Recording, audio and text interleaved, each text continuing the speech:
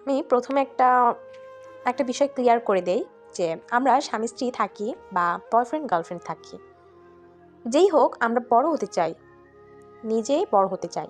বড় হওয়া যাবে না এই স্বামী স্ত্রীর সম্পর্ক বা বয়ফ্রেন্ড গার্লফ্রেন্ডের সম্পর্ক, যেটাই হোক ভালোবাসার সম্পর্কে অন্তত বড় ছোট থাকবে না। আপনি নিজেকে বাচ্চাদের মতো তৈরি করবেন। আমি একজন বাচ্চা, কুকুর যেরকম ছ্যাঁচড়া হয় না, তাড়িয়ে দিলে আবার আসে, সেরকম ছ্যাঁচড়া হতে হবে। নিজেকে ছ্যাঁচড়াভাবে তৈরি করুন। ভালোবাসলে ছ্যাঁচড়া হতে হয়, বুঝছেন? শুধু দাপট দেখালে হয় না।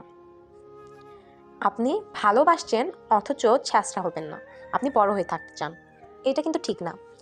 আপনি যদি রাগ করেন, আপনার অপরজনে সেটা ভাঙাতে হবে, আর সে যদি রাগ করে, আপনার সেটা ভাঙাতে হবে। আপনি এখন ভাবছেন যে আমি রাগ করলে সে আমার রাগ ভাঙাবে, কিন্তু সে কেন রাগ করবে? আর সে রাগ করলে নিজে থেকেই তার রাগটা ভাঙাতে হবে। আমি কারো রাগ ভাঙাতে পারবো, এই কথাটা চলবে না। আপনারও তাকে রাগ ভাঙাতে হবে, তারও আপনার রাগটা ভাঙাতে হবে। তাহলেই চলবে, তাহলেই ভালোবাসাটি টিকবে। আর শুধু ভালোবাসা দিয়ে সংসার চলে না, ভালোবাসা দিয়ে সব কিছু চলে না।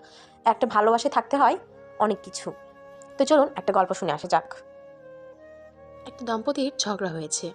স্বামী রাগ করে বাড়ি থেকে বের হয়ে গেছে। 10 মিনিট পর তার স্ত্রী তাকে ফোন দিয়ে বলে, তোমার সংসার আর আমি করব না। আমার দু চোখ যেই দিকে যায় আমি সেই দিকে চলে যাব। তোমার বাচ্চা কাচ্চা, তোমার সংসার রেখে আমি চলে গেলাম। স্বামী বলে, ঠিক আছে যাও, বলে ফোনটা কেটে দিল।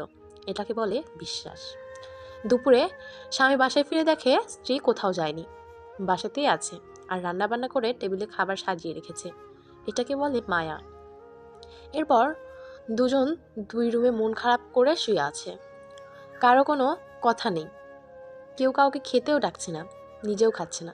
এটা অভিমান। তারপর বিকেলে স্ত্রী বাচ্চাকে নিয়ে কোচিংয়ে চলে গেল। এটা দায়িত্ববোধ। স্বামী বেচারা প্রচণ্ড ক্ষুধার্ত হয়ে ডাইনিং টেবিলে গিয়ে দেখে 2টো প্লেট সাজানো, 2টো গ্লাসে পানি ঢালা। খেতে গিয়েও কিভাবে খেলো না। ঠিক করলো স্ত্রী এলে দুজন একসাথেই খাবে। এটা অভিজ্ঞা।